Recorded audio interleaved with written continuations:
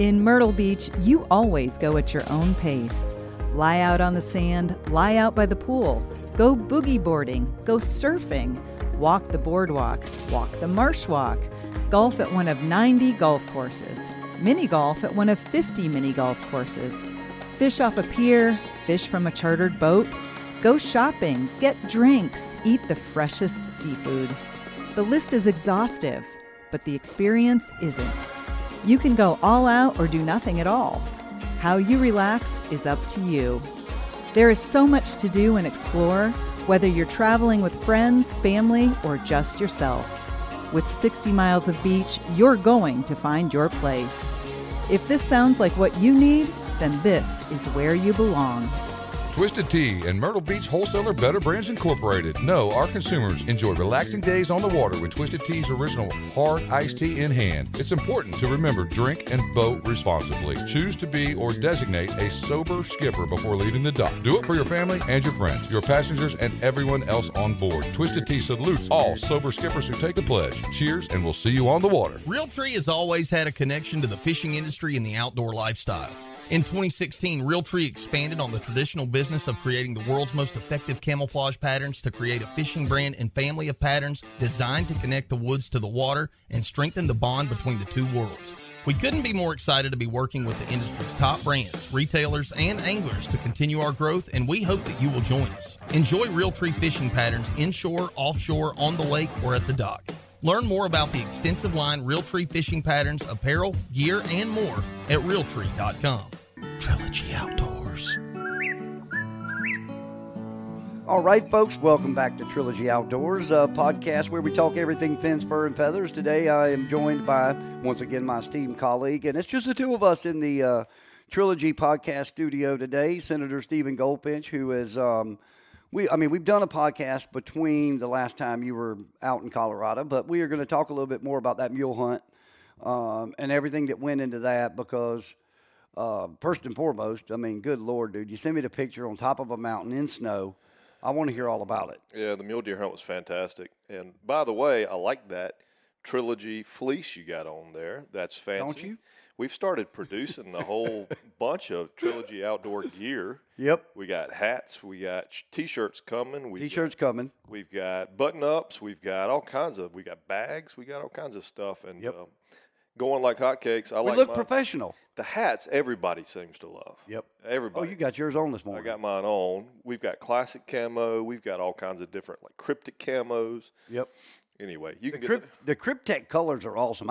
Everybody was torn between the blue and the brown, the camo. Yeah. But as soon as they got torn between them, they were all gone. Oh yeah, I know. Because we do offer our esteemed guests. We do. A thank you for coming and hanging out in the studio. We do. They get a choice of hats, and they're all gone. And they're all gone. We started with like 12 hats, and they're all gone. Yep. So we got to get reloaded on that. That'll be my job to get done between now and. I'll try and get them done between now and Thanksgiving, but I've had a lot of people ask where they can get them. Yep. Can they get them online yet? Not yet. Okay. Not yet. We got to get something taken care of, but and then we should be able to put them on the website and sell them right along with the way you can sign up for the rodeo. But hats will be we'll put the hats on there. The T-shirts. You're a great idea for T-shirts because you're a T-shirt man. I am. I love T-shirts. Do you get hot? I get hot a lot. Okay. All right. Because you're like you wear short sleeve T-shirts in the middle of the winter, so and shorts and shorts. Yep. Yeah. So I love T-shirts. I'm in and out of the gym when I'm not in session at the State House. You know, I wear a suit 6 months out of the year, and so 6 months out of the year, I don't want to wear anything but shorts and a T-shirt. And so I'm in a T-shirt constantly, and I'd love to have a good Trilogy T-shirt. So for the political idiot as myself, yeah. So it's a 6-month deal. So you start in January, basically. Well, that's a lot. But you've been, I know, but you've been, hell, you were there last week. You got to go next week. Yeah. So. Yeah, I mean, the way they rope you in is it's a 6 month deal. Yeah. It's just a 6 month deal. Yep. It's not. I mean, it's just not the truth. We're formally in session, which means we're on the floor voting January through June-ish, okay? But then there are lots of special occasions when we'll have to come back pursuant to what's called a sine die resolution. That's something that we both vote on that says we're not coming back unless the president and the Speaker of the House call us back for specific things that can include X, Y, and Z. So if it's included in that sine die resolution, they can call you back from June to January. Okay. And trust me. That would be recently where you had to go back for the very important topic. Yeah, we had to go back for abortion multiple times in the last couple months. And, it seems like, and in the Senate, when I was in the House, there's a little less time spent in Columbia. In the Senate, you've got 5, 6 committees, and sometimes you're chairman of some of those committees. And what's this for? Okay. English is tossing me things. But you just don't have time. I mean, you're in Columbia constantly. It's not a 6-month deal. Yeah.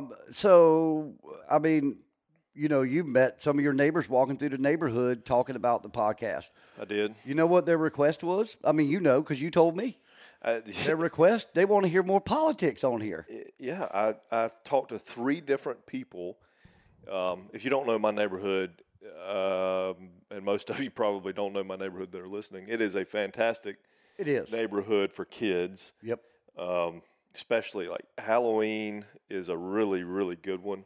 Yep. And July 4th is a really, really good one here. But anyway, every house has a little mini party, and you go from house to house to house to house, and it's hundreds of kids. I bet there was 400 kids in this. I saw pictures from different people, yep. And so anyway, so you bounce from house to house and go in, see everybody, and listen to music, and then you bounce to the next house. People have got stuff set up in the yards. And anyway, 3 people that I ran into that night said, we listened to the podcast, we love it. And I started asking probing questions. Well, tell me what you don't like. Tell me what you do like. Tell me what you want more of. And I heard the same thing 3 times. We want more politics. Yep. And I do a lot of politics, so sometimes I get burned out on it, and I think, this is your getaway. When I first thought of it, when you first came to me with this whole idea, I said, oh, this is great. Stephen's looking for a getaway. Of course, you were, coming out of your other business and everything else. It's like Stephen's looking for a getaway. I mean, we all know politics are your passion as well. Yeah. But there's no doubt that the outdoors is your first passion. It's a lot. I'm not putting you on the spot. No, I think that's exactly right. You can have multiple passions, but one certainly will burn you out. Yes. But outdoor stuff will never burn me out. Okay, politics will burn you out. There are many more downsides than there are upsides in politics. Well, and getting at what I was going to ask is, so you said they wanted more politics. Well, I say we talk a little bit of politics before we get going. Okay. You texted me this week. You said so much for the red wave. Yeah. Can you go further into that a little bit? Red ripple, red trickle, red droplet, maybe. Yeah. I think there's multiple things going on, really. And I y'all know me fairly well. I never pull punches. Hold back. Never hold back. So I'm gonna just tell you straight up what I think it is. I think it's a combination of a few things. Number one, I think redistricting was an issue that most people don't understand happened in the last year. And the new census was 2020, but redistricting didn't come around until this year. And whether or not the House, the state legislatures were controlled by Republicans or Democrats, right? They got to draw the lines, right? So in states that were blue legislatures, you could count that those lines would go blue, would be even more blue. In states that were red legislatures, Florida, South Carolina, you could count that those districts would go even more red. So, the people that were pontificating on the Nancy Mace race down in Congressional 1 in South Carolina and whether or not she could pull it off, well, she pulled it off by like 6 points, and you got to say, well, why? Well, it's got to be part of that. It's got to be redistricting. That was trending bluer, and Charleston was trending bluer and bluer and bluer. And all of a sudden, she pops up winning by 6 points against a Democrat. I think that's a redistricting issue. So you got some redistricting issues going on.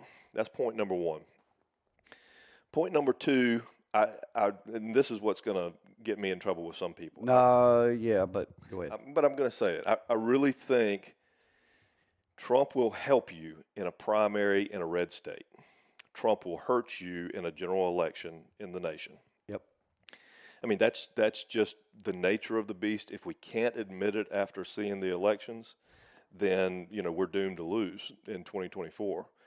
Like I said, now, he could help you in a primary in South Carolina. He is not going to help you in a general election in Pennsylvania. Yep. He's not going to help you in a general election probably in Georgia. Right, where, it could go back and forth. So I think we have to come to grips with that. We may be living in a post-Trump Republican Party. 45 to 50% of the Republican Party are still going to hang on to Trump. But I'm telling you, you're living in a primary world and not a general election world. If you want to win general elections, statewide candidacies, and presidencies, you got to look beyond Trump nowadays, and that's where we're going. And you, I mean, let's clarify this for anybody out there listening. You have always been a supporter of Trump. Yeah, I voted. Always. I voted for the guy twice. Absolutely. I like his policy. I like his policies on immigration. I like his policies on taxes. I like his tough policies on foreign affairs.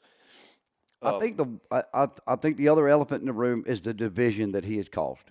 None of his good policies matter if you can't win. That's right. That's the bottom line. You can have the greatest policies in the world, but if you can't win, what good are they? What good are they? And I think we've gotten to a point where, half of the nation, obviously, you got to just look back at the last presidential election. Half of the nation is ready to move on. And, we've, as the Republican Party, got to come to grips with that and find the next sword bearer. Yep. The next guy that's going to be, or gal that's going to be in charge, the face of the Republican Party. Now, whether that's DeSantis or Tim Scott or whoever. Some of those are great candidates, right? Oh, yes. And I'll tell you truthfully, Tim Scott, I like DeSantis too, but I think Tim Scott would be very difficult to beat in a general election. Yep. Republicans, I think Democrats and Republicans have the same problem. Okay, they know what they like, right? And you can feel it inside. Oh, I like that. That's red meat. That's good stuff. That's who I want. Okay. Yep. But you got to take the next step. Can he win? Right? Can he win in Yeah, he can probably win in a primary because you like him. But can he win in a general election? Spot on. And you got to win. You got to find a way to win. And yeah, I like DeSantis. Could he beat Tim Scott in a primary? Probably. Who can win in a general election? I bet Tim Scott would be unbeatable. You're putting it in a perspective that I have not even thought about. As much as my heart was with Trump all along, and I once again voted for him twice, but as much as my heart was with him all along, it's that, oh, yes, this is who we need for a candidate. This is who we need. Oh, my gosh, everybody likes him. But at the same time, the amount of people that hate him, and I'm not saying dislike, I'm saying hate. Hate him. Super, you've got to find a way to pull those guys that are on the line over to your side. Well, just think about the margin last time, right? If you could just find 5% of the electorate, the people that actually vote, if you could just find 5% of those people, then you win just about every time in a presidential election. Right? It's 52%, 52 to 48 usually, just about every time nowadays. If it's a blowout, it's 54 to 46 or something.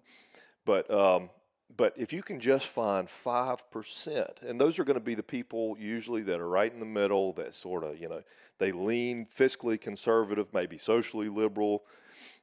Those, and there's 15 or 20% of Americans that are like that, right? Then you got the rest that are liberal, then you got the rest that are conservative. If you can just pick off 5% of the moderates, and that's what the Dems do, they're great at it. Yep. They know when to pivot. They're very liberal, very progressive in a primary, and then they pivot in a general, and they start talking about. You heard even some very progressive candidates talking about immigration in the last race. Right. You heard a bunch of people pivot and start saying, "Oh, I fought Biden on this. I fought Nancy Pelosi on that." Well, you voted with her 99% of the time. Why are we talking about that now in the general election? Because you need those people in the middle to come over. I heard a lot of that. Yeah, I mean, it might be disingenuous, but you know what? It wins. It wins elections. So where do we stand right now? So I know you're not big onto the news and everything else, but so where do we stand? I know you're involved in the Republican Party. Yeah. Where do we stand as far as what runoffs do we have coming that are? I know the Georgia runoff with Herschel Walker, correct? Yeah. That's going to be an important one. Do we have some in Arizona? Well, there was some craziness in Arizona. Yeah. Arizona's still going. They're still counting. It just blows my mind. I mean, I was listening to the news this morning, and I think they said that as long as they're postmarked by November 8th, okay, that they can continue to come in. I think drop dead date is Monday. They can continue to keep coming in the mail until Monday. So, you know, they will be counting well into next week. Wow. In Arizona. Just blows my mind. But, yeah, I mean, we've got some races. We've got a couple races. But, honestly, I think at the end of the day, it feels to me like it's coming down to Herschel Walker in Georgia is what it feels like. And whether or not the control of the Senate, and we're going to have control of the House, obviously. It's going to be by a slim margin, but we'll have control of the House. But if we win Georgia, I think it'll be a 51-49 split in the Senate, which that's winning. I mean, that's control. That's right. But it still leads to – yeah, I mean, that's a majority leader. That's a Republican majority leader, and that's Republican majority committee chairs. So, I mean, that's controlling the agenda. That's a big deal. Obviously, we still have a Democrat president, so there's going to be some exactly. There's going to be some problems, yep. You know, but having control of both houses would be huge. Right now, if I had to predict, honestly, we're right back at 50-50. I mean, if I had my crystal ball, we're right back at 50-50 in the Senate, which means we don't have the Senate. We don't have the Senate. They do. We have a vice president. I hope I'm wrong. But the House, we got the House back. We got the House back, and that will help. So where does Nancy go? Retires, I would imagine. Retire. Oh, boy. Could we only wish. Well, she needs to go home. I mean, the lady's, 130 years old. And nothing wrong with elderly people serving in office. But, no. But the majority of the nation, I think, would appreciate a little more younger and youthful invigorance of the system. Even whether it's whatever side it is on, I think Democrats and Republicans would appreciate a little younger person that hasn't been there 50 years. Yep. With some new, fresh ideas. That may be able to reach their hand across the aisle. Yeah. And work with others instead of reaching their fist across the aisle to punch at others. Yeah. But, man, I didn't want to stay on politics too long, but I did want to kind of get you to give us a rundown on how we stood and all that. And state-wise, of course, our friend Alan Wilson was victorious in his unopposed run for the Attorney General, right? He was. Alan Wilson's unopposed and won. Obviously, Henry McMaster won over Joe Cunningham. Okay, I'm just going to say this, and Joe Cunningham, if you happen to listen to our podcast, which I don't even think you probably hunt or fish, anything outdoors, but anyway, I'm so glad. And those 987,000 people that voted for him, I would invite you to please come over and visit me in Murrells Inlet because I want to shake your hand and know exactly what part of California you want to move to. Yeah. Because if you subscribe to his agenda, you'd be better off in California. Now, shut up. It looked. I mean, his campaign ads. I mean, I know too much about politics, so every time I watch an ad, I'm thinking like, I know what's going on in the background there, and I know what you're trying to accomplish. I know who you're talking to. I know what the polling says there, and despite all of that, despite him trying to pull Republicans in that were disenfranchised with Henry McMaster, his ads still sounded like he was running for governor in California. Yep. He's even got the look. He's even got the Gavin Newsom California look. And exactly. I told somebody the other day, I said, Joe, and I know Joe. I mean, he and I work together a little bit, and I know him, and he's a nice guy. But his politics are just all wrong for South Carolina. Right. And he's becoming like the Beto O'Rourke of the East. Oh, no, we don't need any more. Well, that's what he should have run for mayor of Charleston a long time ago and called it a day. And now he's got a couple losses under his belt, and I don't think he can come back. Oh, wow. Yeah, I don't think he can come back. Well, I think he's the Beto O'Rourke of the East. Well, I'll tell you this much: it's been interesting to watch all of this play out, and of course, it is so nice to have my radio stations back, my TV stations back, and of course, I'm sure we'll be seeing Herschel Walker ads. Yeah. But it sounds like none of our local runoffs. We don't have any big local runoffs, do we? No. School board in Georgetown County was figured. School board was figured. They are nonpartisan. Nonpartisan. But the two people that were running against what you would consider to be Democrats seem to have pulled it off. So, in other words, I think, they would not say they were Republicans because they're nonpartisan. Right. But I think we've added 2 more Republicans in Georgetown County School Board, which is a big deal. Yep. It's a big deal. I mean, those folk on the school board nationwide really hurt children. Yep. I mean, there's no better way to put that. I mean, they hurt children through the pandemic. Yep. And parents stood up, paid attention, turned out all across the state, all across the nation.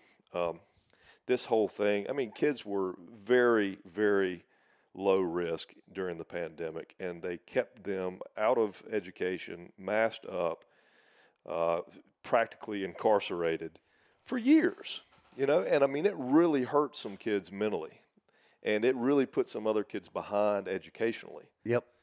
And it's, I think parents took notice of that and really turned out. Well, I tell you, McMaster's, I think, is a perfect South Carolina governor. I'm just going to say that. And I've had my foghorn, leghorn joke moments back in the day, but the one thing I really, truly love is the fact that, when every state was shutting down, when every state was falling up, falling into that hole, he stood up and heck, your phone got blown up. I know I was one of them when landings were closed. Public landings were closed. Yeah, for about a day. Yeah, for a day. And beaches too. But that was ridiculous. But you know what? To his credit,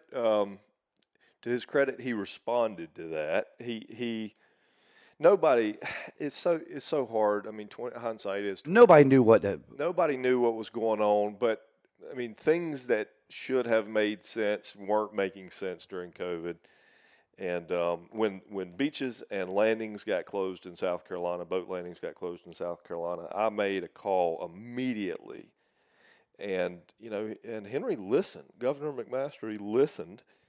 And within a day or two, beaches and landings were back open again. Yep. And so to his credit, they did close, but to his credit, he listened, he thought through it, he was reflective on it, and he reopened them. And what do you know? One of the best places to isolate on the boat or in the woods. Or in the woods. Yep. I mean, in the outdoors, that was where I know you and I have talked about this before, but during the pandemic, I felt like men in their households had the ability to help in a way that we had not been able to help in the past. That's right. Right? Because exactly. I mean, every single day I had a plan for the kids. Yep. And it was either, fishing inshore, fishing offshore, hunting in the woods, going to the farm, riding the 4-wheelers, yep. Disking up a food plot, whatever it was, we had a plan, every day for a long time. Right? All right, so I'm just going to say this, but it worked out perfect for us too. Yeah. I mean, it worked out perfect. I mean, I loved having had Coven School on the boat and getting out on the water with the kids, and yeah. It was great. And I'll tell you the other thing is was it $9 billion business? It was the last time that it was done for outdoors in South Carolina. Isn't that rough? Am I close? $9 billion, or is that the economic impact? Economic impact, hunting, fishing. Everything together is like 18. It's okay. Big. It's big number. All right. I think fishing alone is like 9. But the growth that it felt during that period. It was huge. It was huge. And look, there are taxes that go to boat landings that come from the gas tax that exploded. Yep. Right. And really, so, I mean, the more you use it, the more you benefit from it. The Pittman Act, and all that is entailed in the stuff that you buy, from like scopes to ammo to guns to, everything you buy, all of that exploded. And it was good. It was good for the outdoors. It was good for the outdoorsman. Yep. Well, I'll tell you what, we, you went out west twice. You had a very successful elk hunt. which you didn't get on camera. But you also had went back a couple weeks later, and you got to encounter some snow and all that other kind of fun stuff that I might be getting into tomorrow myself. But you got out and you chased that mule. You had a tag. You only had 5 days to get one? Is that the way it worked? 4 days. So you got there on the opening day. It's a 5-day season, right? I got there. Let me think about it for a second. I got there on the 1st. I left on the 5th. So I really only hunted 3 full days. Right. Yeah. So I got there opening day, and I left the day it closed, but I only had 3 full days of hunting. And all right, so we'll get on forward. I mean, everybody knows, you've seen the picture. There was success had. Yeah. How many did you pass up, or how many did you see before you had the success? Let's see. It was very tough up high. It's a little bit difficult to explain, but I'm going to give it a shot. Okay? Yep, give us a shot, because let's think elevation. I do want to hear, because I can obviously tell in the picture you're high. You're high. So I'll sort of take you day by day. Day 1 was the day before the storm, okay, and it was warm. I don't know how warm, 65 degrees or something like that. Yep. Okay. And we filled that Toyota 4-wheel drive truck up, my buddy's truck. We filled it up. I think we had 400 miles or something to go. And by the end of day 1, we only had 100 miles left on the tank. So we had burned 300 miles on that truck in a day. Wow. And most of that was off-road. So, I mean, we covered some territory. And we saw very few deer. But we were way up high. I mean, we were up in the 8,000 to 10,000 foot range for most of the day, just looking. Right. For a guy like myself, in my mind, I grew up hunting here. You know, I'm hunting on a friend of mine, our farmer's property, and 2 miles down the road is another piece of property that's owned by somebody else that I can't go on to. What is the area? What kind of area? I know we talked about it in the past podcast. Is this a public area that y'all are hunting? Is that what it is? Yeah, so combination of both. 98% of it is public, but we have a few friends that have some private ranches up high.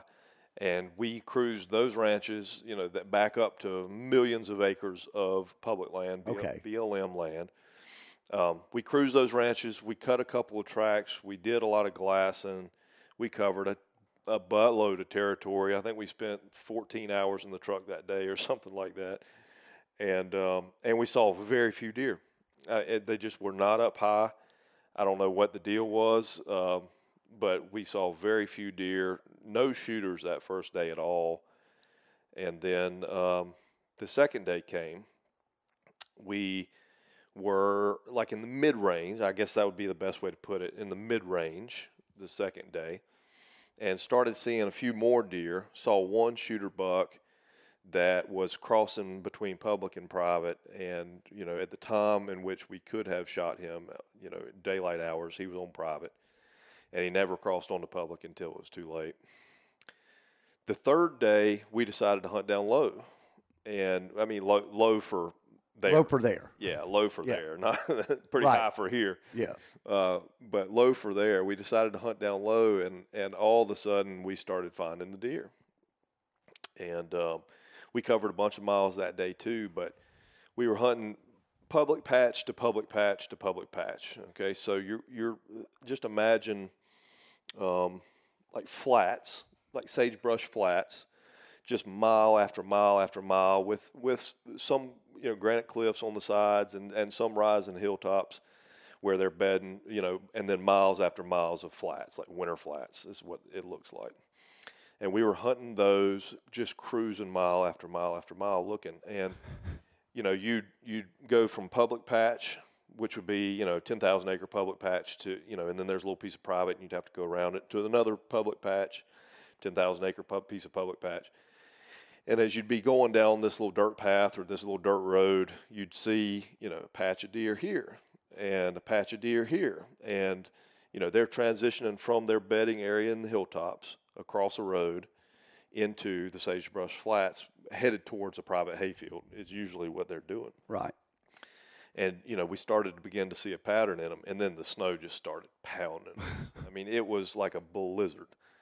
And it was getting very difficult to see more than 50 to 100 yards with a pair of binoculars or a scope. And we were cruising down this little dirt path and a little back road, and I caught a glimpse of a white butt. You know, mule deer have this white butt. White butt. Yeah, I caught a glimpse of a white butt in the sagebrush. And when we stopped to look, and I was trying to, you know, you're trying to look through the snow in your binoculars and through the sagebrush. It was only 70 to 100 yards away, but it was still very difficult to see. But when we stopped to look, he immediately started moving. And the only thing in a mule deer family that does that is a big buck, right? I mean, a doe or a small buck from 30 yards away will just stop, pop his head up, and look at you. I mean, they just have, it's like they have no care in the world. They just look at you. A big buck, an old buck, will not stand still if there's a truck or a person anywhere near there, right? So he immediately upon us stopping, he started moving through the sagebrush, and the sagebrush is 4 feet tall. So real hard to pick out deer in 4 feet tall sagebrush. And I said to Rick, I said, that's got to be a big buck. I said, he's moving. He's on the move. Back up, back up, back up. I mean, the snow, Inglis, is just pouring. So he can't see us that well. We can't see him that well. I just know it's got to be a big buck moving through that sagebrush. So he backed up. I got my binoculars on the window, and I'm looking. I'm like trying to piece together parts of deer through the sagebrush and the snow. And then I started seeing does. 1 doe, 2 does, you know, just their ears sticking up above. Just their ears sticking up above the sagebrush. And I saw 1 doe, and then I moved a little bit with my binoculars. Another doe, another doe, another doe, another doe. Giant set of antlers sticking out over the sagebrush. And I said, oh, stop, stop, stop, stop, stop. So, I mean, immediately, I didn't have to glass him anymore. I mean, immediately upon seeing the giant set of antlers sticking out over the sagebrush, I knew that was him. And I jumped out. I found a rest. You know, I sat there for a good 30 seconds on the rest, like trying to find him in the scope because the snow was pouring so hard. And he either turned or picked his head back up over the sagebrush or something, but I caught movement, and I could see his antlers sticking out again through my scope, and I pulled the trigger. And he just disappeared, couldn't see him at all. And I just took off running in his direction because it was so thick, the snow was so thick you couldn't, you know, when you shoot an animal, especially like winged animals, ducks, you know, you make a mark, right? Yep. Like I saw this bush with this stick sticking out. That's where there was no way to make a mark. He's just in that direction of a big white cloud. Yep. Right. So I just started running in that direction in hopes of catching him running off, or in hopes of catching him flopping around so I could find him, or what. And I ran about 50 yards and started looking around, and then I could see he was down, but his head was popped up. And I shot him again from 20 yards away, and he was dead. And that's the way they spend. I mean, that's where they spend their day, is sitting down with their head up. Yeah, mostly. Yeah. I mean, he had been hit. I had hit him the first time, and he wasn't going anywhere, but he wasn't dead yet. Because I ran as soon as I shot, I ran straight to him because I didn't want to lose him. You know, I wanted to. If he was going to run off, I wanted to at least get a trail where he was. Yep. And see if we could pick him out again. Because that snow was so thick. But no. Compared to your others in the past that you've killed, size-wise, how does he stack up? He's the best mule deer buck I've killed. Really? Yeah. Well, you know, we were joking. We honestly looked at it in one picture, and I said, y'all, he didn't kill that. That is like I said, that's got to be like an elk, smaller elk antlers that he's got with a picture with it or something. No, that's a really good mule deer buck. For me, it looked tall. Like really tall, but he is. Again, I've never seen a mule deer, so. Yeah, he is. He's very tall. He's average width, I would say, for that size of a buck, but very tall. He's pretty cool. He's got 2 symmetrical crab claws on his fronts. And then he's a mainframe 3x3 with some junk. Right. You know, he's I think he's got 9 points total, but a mainframe 3x3 with some junk. And the deer out there are mainframe 3x3s or 4x4s.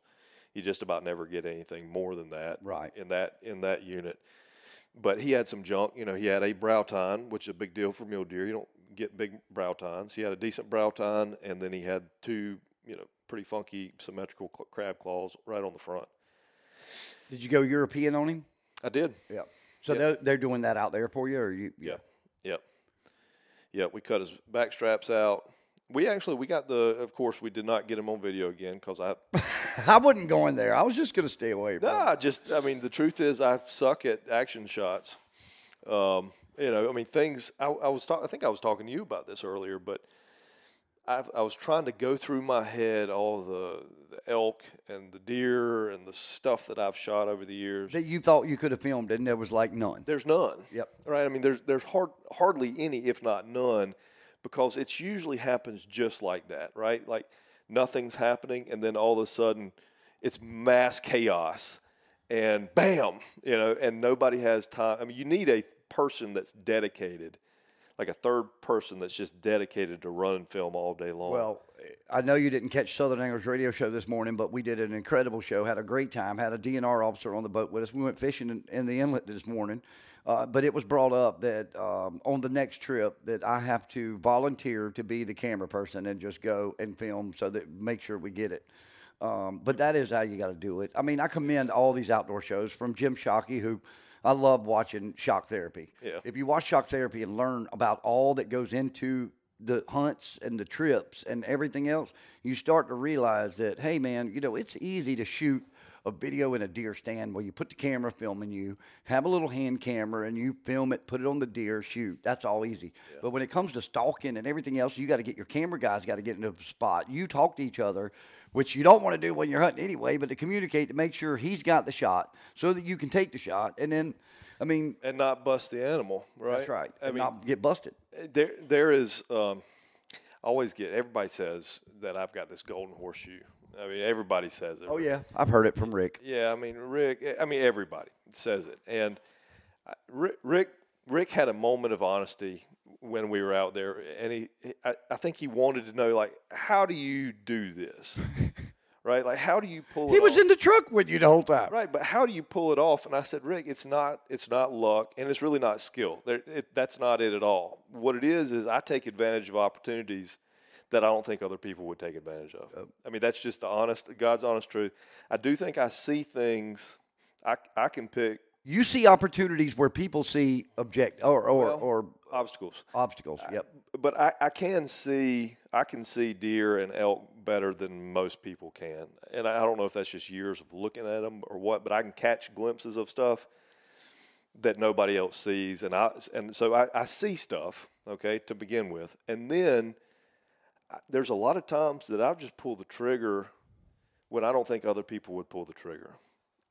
And the elk that I killed 3 weeks ago, perfect example of that. Oh, yeah, you took that first shot. I mean, you told me. You told us. I mean, that first shot was just like, okay. Yeah. Hail Mary. I just need to break him down. Yep.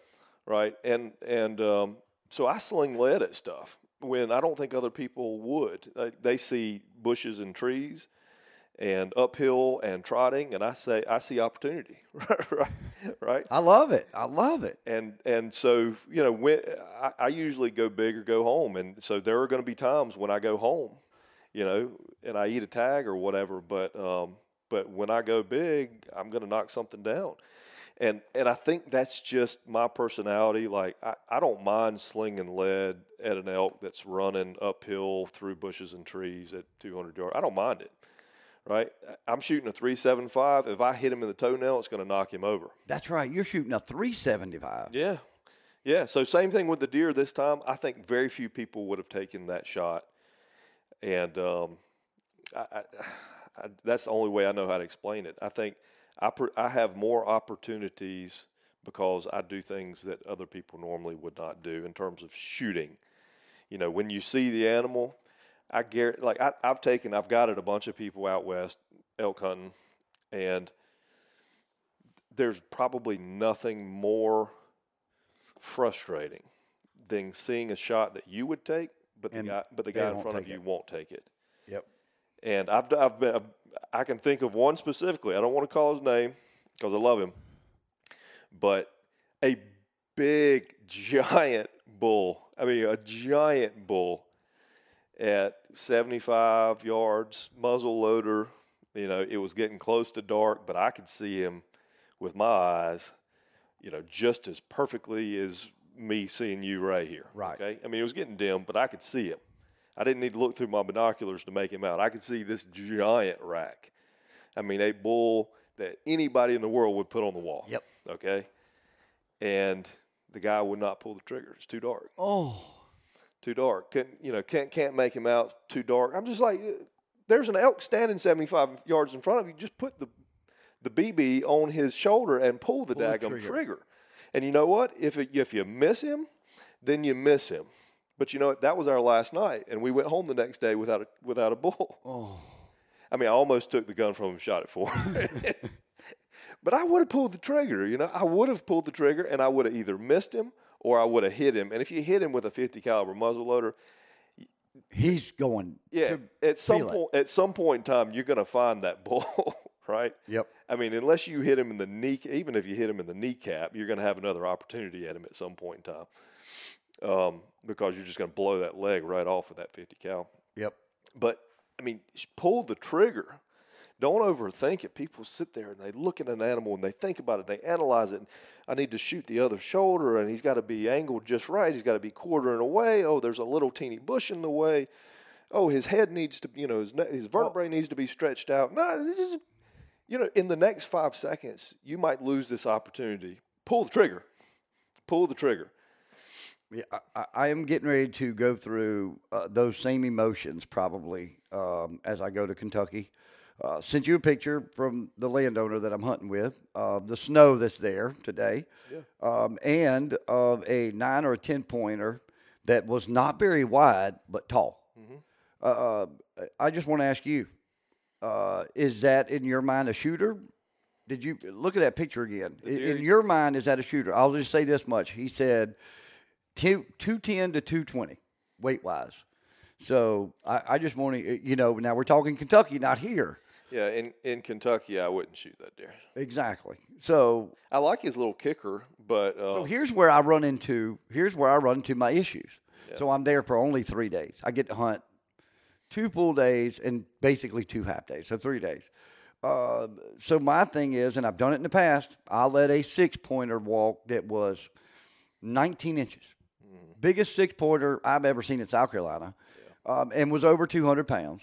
I let him walk the first day because I was all about points. I was all about how I wanted, points. Yeah. So it was all about the rack, and never saw another buck other than like a 4-pointer and a cow horn. But, how do you make that decision? That's a tough thing, especially, I'm driving by myself 9 hours to get there. Yep. Paying excess of $130 for licenses and everything. Yep. I want to go back to Colorado in a minute too. But paying all that, obviously my goal is to harvest a big deer out there. Yep.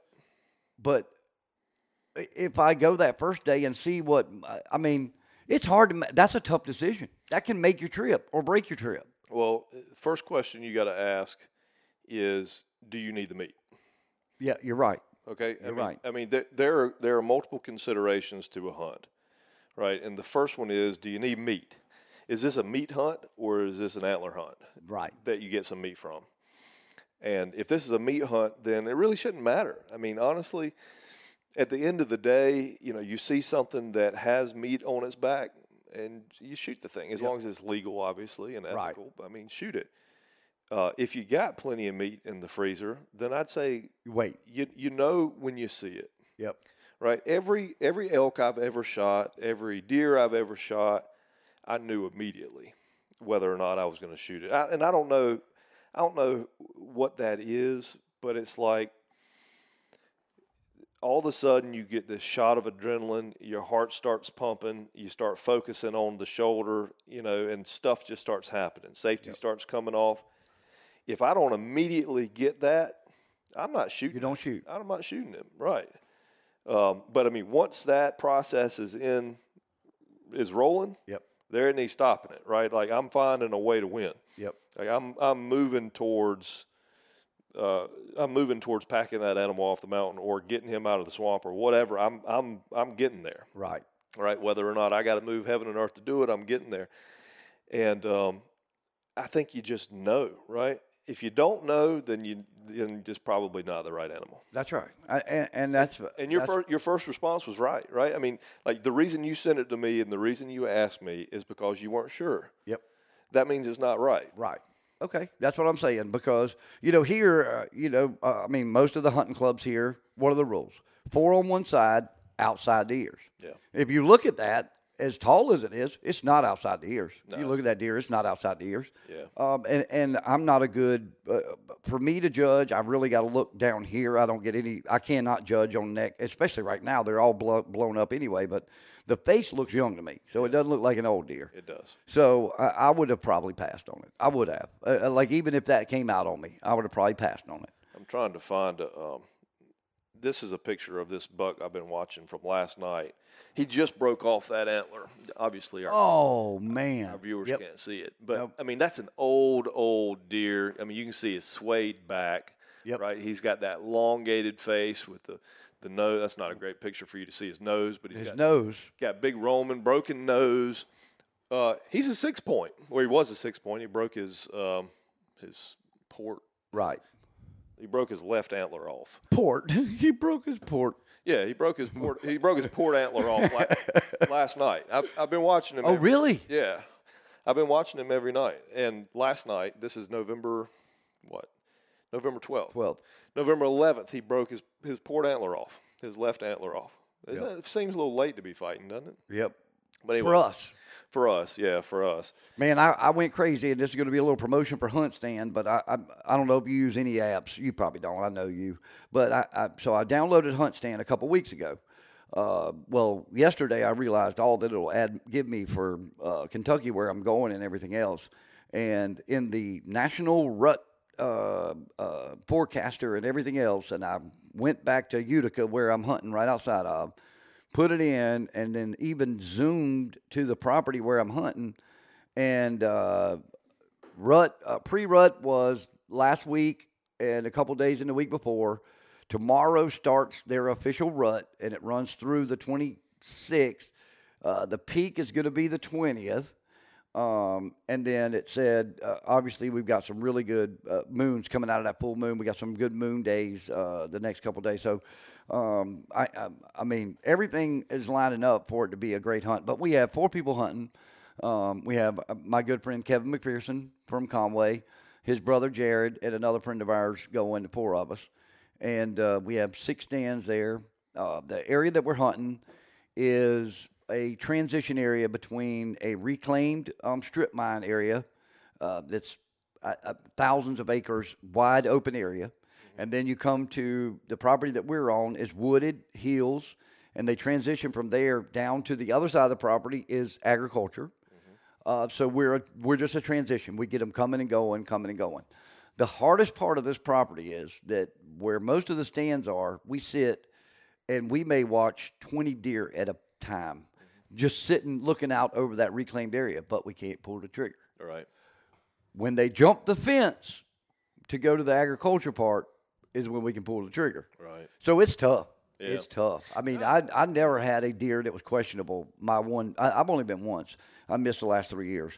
But I've never had a deer that was questionable that I had to watch, just walk out there and then, not come over on the property. Kevin killed a really nice 8 points, 230 pounds.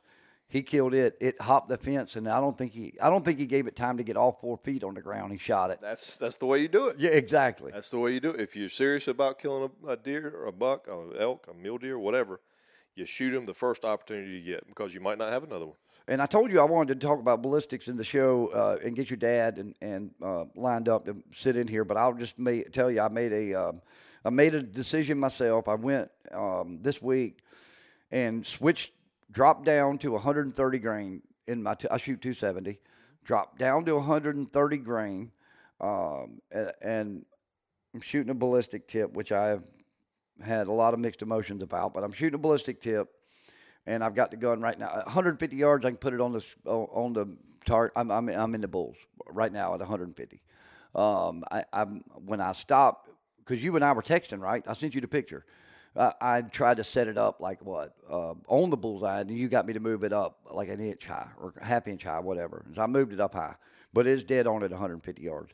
So, but pluses, minuses going to 130 grain. Obviously, I'm losing 20 grains of or 20 grains of or 20 grams of knockdown power. But well, you might be. I mean, don't ever conflate knockdown power with grainage on your bullet. I mean, because they do. There is a place where they coincide. I was going to say speed, but speed is also a coefficient there that you got to. I mean, and there are calculators online now that you can do it. I mean, you do it a lot in the military, but I mean, there's a calculator basically where you figure out what the speed is, you figure out what your bullet is, and you can figure out foot-pounds of energy, right? And there's a place where 130 might make more sense because you got more speed than 150. Right. But you just got to figure, you can plug it in the calculator and figure it out.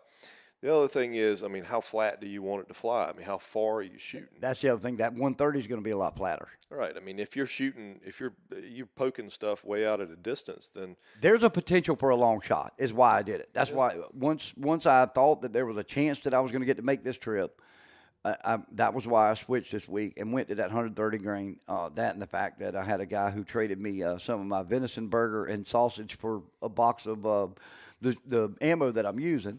But I started weighing all that in. There are a couple spots. I don't know where I'll be sitting up there, but when I was there last time, there were a couple stands where you could, in essence, have a 300-yard shot. Yeah. Might be your only chance. Yeah. And you're really, like I said, you've got that moment where they jump the fence to shoot or where they're getting to the fence to go back where you've got to shoot. Yeah. And the other thing you can't bait in there in Kansas. No, you can use attractants as far as mineral licks or whatever, all salt licks, all that stuff, but no corn. Right. No, nothing like that. Right. But I've got Rutten juice from our good friend up in Anderson, South Carolina. I've got 2 jars of Rutten juice that I'm taking with me. I went with the acorn flavor. Todd said that's been the #1 seller over at Pawleys Island Outdoors. I went with the acorn flavor. They've also been really popular with the candied apple.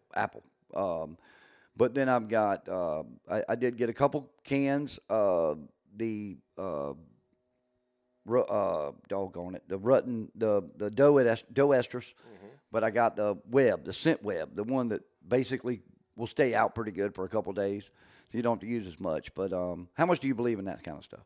Very little. Okay, I knew that was coming. Yeah, I mean, but if you don't have something to, I guess I should qualify my statement with,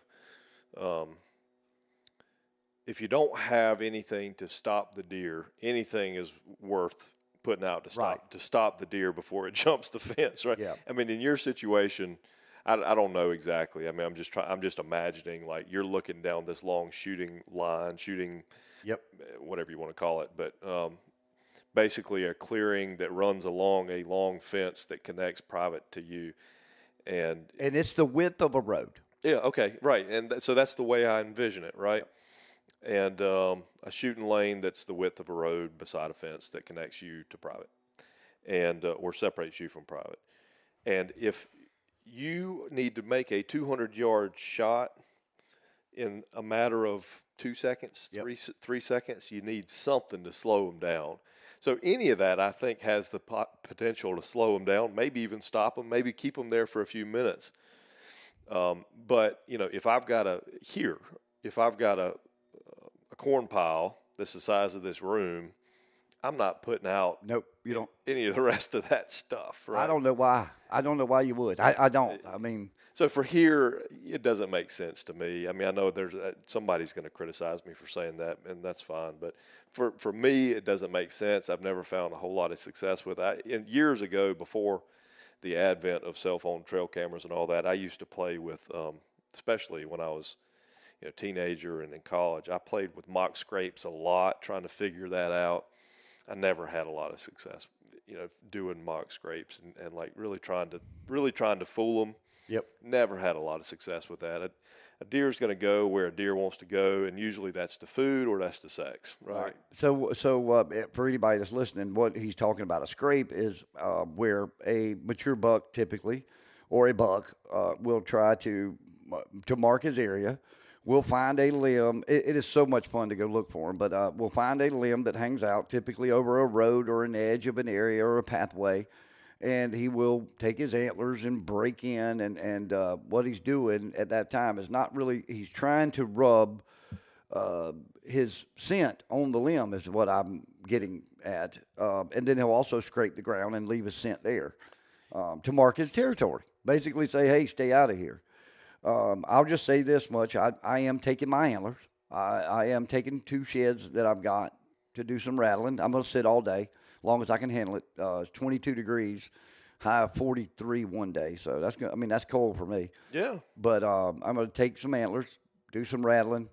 I don't know how effective that will be, considering it really is typically just a transition area. I'm just going to get them traveling, Well, you might. You never know. It's worth a shot. It's a lot better than a lot better chance than I do have sitting here. So, well, that's for sure. It's a lot better chance than I do have sitting here. But, man, I tell you what, there's so much coming up. Let's talk real quick. I know you had an idea about a little bonus that we're going to do the week of Thanksgiving, and trivia, question, maybe give away some good prizes, maybe even a free entry into the rodeo and a hat or two or something. But yeah. So what kind of questions do we want to do? Talk about that for a second. So my idea was during Thanksgiving, we'll do a Thanksgiving trivia week. And I don't know, maybe you'll be the moderator for our in-house Thanksgiving trivia. Oh, we would be way better off. If you're going to be the person competing, we need you. Yeah, I'll do the moderating, you do the answering. All right, so you be the moderator. We'll have, I don't know, we'll pick a few people, some fun people to come in the studio with us. Yep.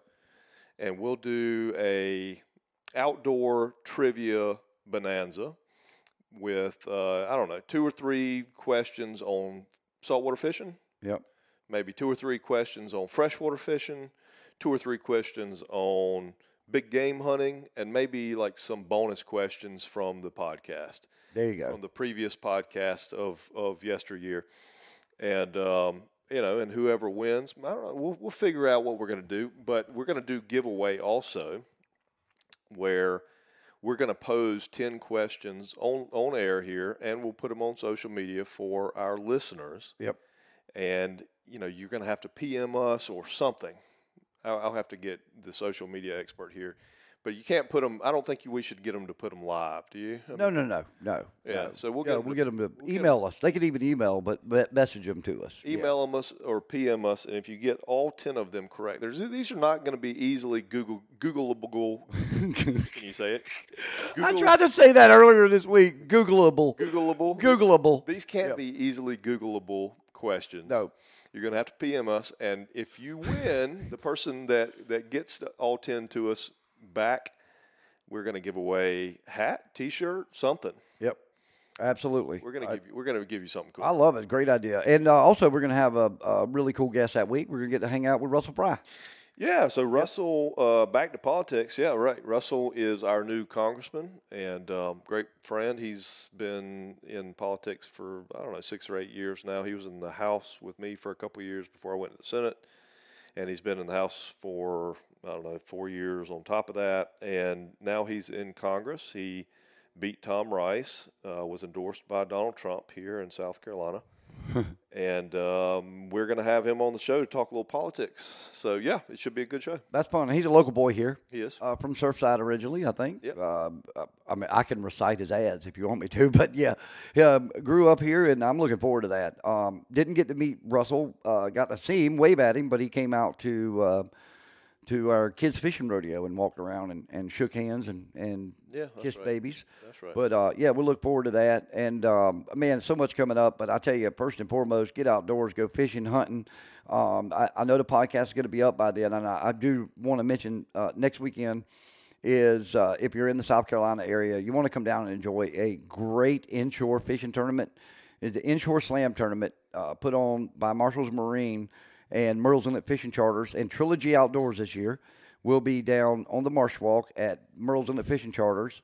The captain's meeting is the 18th at 5:30. That's Friday, next Friday, the 18th. And the tournament will be the 19th. It's red, trout, and flounder. Aggregate of all three, live release. Live release. So, Kiwi and live release. And I'll just say this much. On the show today, we caught 2 trout that I would kill to have in the boat for my trout next week. So how are we doing live release? There's an app or something you use to? No. You bring it back to the scales. Scales are open all day long.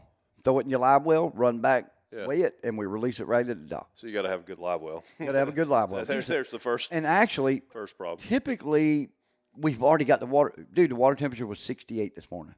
Yeah, that's incredible. So typically, the water temperature is already cool. Oh, and yeah. It's fine. You could throw them in a bubbler and a cooler and get them back. Yeah. But yes, they have to swim off. We have a great weighmaster, Rayburn Poston, of the Student Angler League Tournament Trail, who will monitor that. But come out and fish with us. It's a great time. Incredible artwork from Father Sons Welding for our trophy. Overall, it's beautiful. It's a big South Carolina outline of the state with redfish, with a trout and a flounder in it. Yeah. It's beautiful. That's cool. I've got one. Hey, while you're plugging tournaments, let's plug the rodeo. All right, Grand Strand Fishing Rodeo. Sign up. You can go to. Hang on, let me pull it up and make sure we get it right here because I gave out the wrong dates for the tournament the other day. Eventbrite. Go to Eventbrite and sign up. Go under Grand Strand Fishing Rodeo. You can put Trilogy in. You can put Myrtle Beach Chamber of Commerce in. It'll get you there. Jay Beige, Ronald Stalvey at Stalvey's Bait and Tackle, Jason Burton at Myrtle's Inlet Fishing Charters are set up, ready to weigh your fish. We had a catfish weighed in last week, 14 pounds. Is leading the month of November. Oh, good for him. Yep. We had congratulations to Mike Thrash. I don't think it'll hold up, but here's the deal. He's leading. All you got to do is win a month. You win 1 month, you're in for the incredible trips that we're giving away. Yeah. At the end of the year. So, yeah, go get signed up for that. And if you have any questions, the information, once you signed up, it'll give you my phone number. Call me. I will come answer the questions or help you out. But real simple, cool format. And so, real quick, let's talk about the format just so people understand it that are listening. So, you sign up. Yep. And you're in it for the year, right? In it for the year. All right. And $20. $20 gets you in for the year. You can sign yourself up. You can sign your kids up. You can sign whoever you want up. That's right. You get in for the year. Every month there's a different group of fish. Except for in freshwater, it's going to be redfish. Freshwater is going to be crappie, brim, and catfish every month. Got it. Okay. Yep. So you sign up. Every month there's going to be different species of fish, which you have an opportunity to win biggest fish for that month. That's right. And if you win biggest fish for that month, you or your kids or your wife or whoever, you get put into a drawing. That's right. Which at the end of the year, we're going to have a banquet next year in October. November. I'll tell you real quick. November. Hang on. Let me go forward here. And I hate you're not going to be here. Yeah, I'm going to be deployed. We appreciate you for that. November the 12th. All right, so November 12th of next 2023. year. Yep. So 12 months from now, you're going to have 12 months to fish. Every month there's a different species of fish. You win the biggest for that month. You get put into a drawing. Yep. At the banquet, the drawing, there will be a drawing from the drawing. A drawing from the drawing. Right. There will be a drawing from the drawing to win grand prizes. Costa Rican trip. Costa Rican trip. You can go fishing in Costa Rica. You go to South Africa. You can go Africa. Africa, right? You can go to South Africa. Yes, Africa for a hunting safari or a photo safari. That's right. And we've got a lot of trips here too. We do. Yeah, we got a lot of trips here. Now, here's the deal. We know that once we get back into the season, we're going to start having tourists sign up. You know, Crazy Sister Marina, Seth is going to be pushing it hard over there. So a lot of these people are going to be out-of-town people who will appreciate to win a vacation to come here. Yeah, you know? Absolutely. And all of this is brought to you by the Myrtle Beach Chamber of Commerce. We want to thank them for their partnership in this and helping us get this going. This tournament was 28 years old the last time it was held in 2018. No, 2008 or 9. 8, yeah. 2008. We've changed the format a little bit. We're doing some things differently. We're going to be giving away some big prizes. And so we hope some of y'all will have the opportunity to win a big prize. I mean, can you imagine?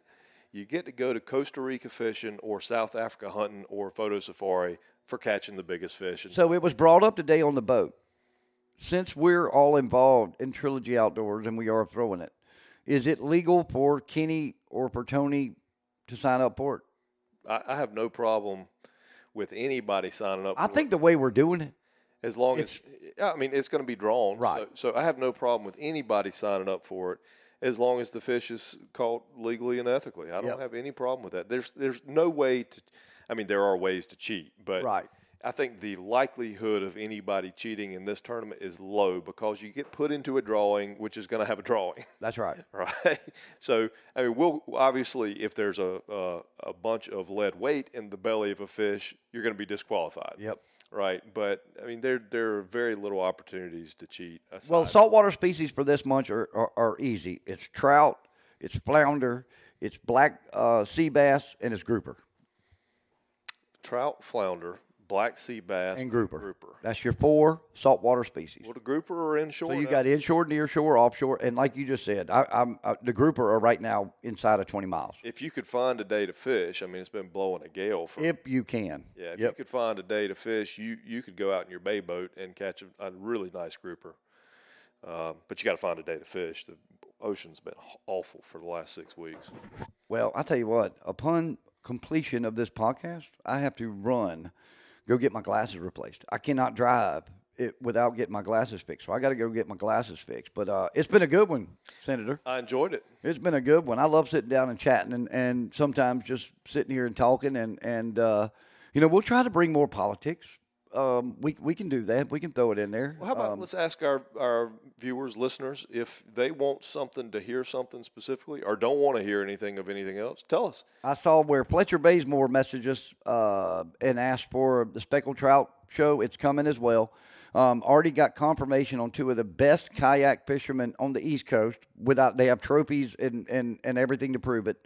But Mike Catchman, Stephen Trainer, are going to join us in the next week or so, 2 weeks, whenever our schedules work out, to get them in for speckled trout. And we're going to concentrate highly on artificials.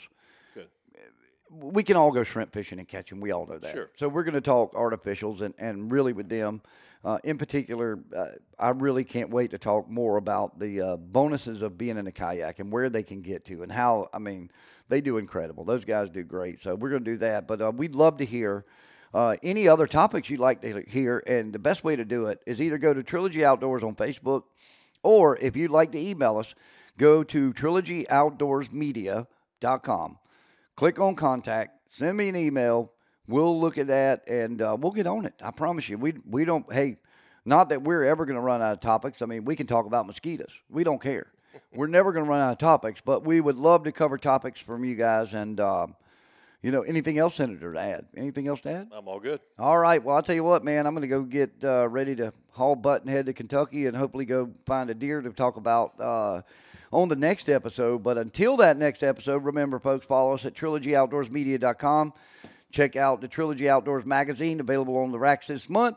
Also, remember Southern Anglers Radio Show every Saturday morning from 8 to 10 on the Gator 107.9. And as always, right here on this platform, click like, subscribe to Trilogy Outdoors, and we'll have a new show next week. But until then, if it's dealing with fins, fur, and feathers, you're going to find it right here on Trilogy Outdoors. Trilogy Outdoors Podcast is a product of Trilogy Outdoors Media. All views and opinions of our hosts and guests are not necessarily those of our sponsors. Trilogy Outdoors is produced and edited by Trilogy Outdoors Media. Be sure to follow us on all the podcast platforms as well as our social media pages on Instagram, Facebook, and Twitter. And also, don't forget our other brands, Southern English Radio Show and Walk 'Em All Outdoor Magazine. To find more information, visit TrilogyOutdoorsMedia.com. And remember, if it's anything dealing with fins, fur, and feathers, you're going to find it right here on Trilogy Outdoors.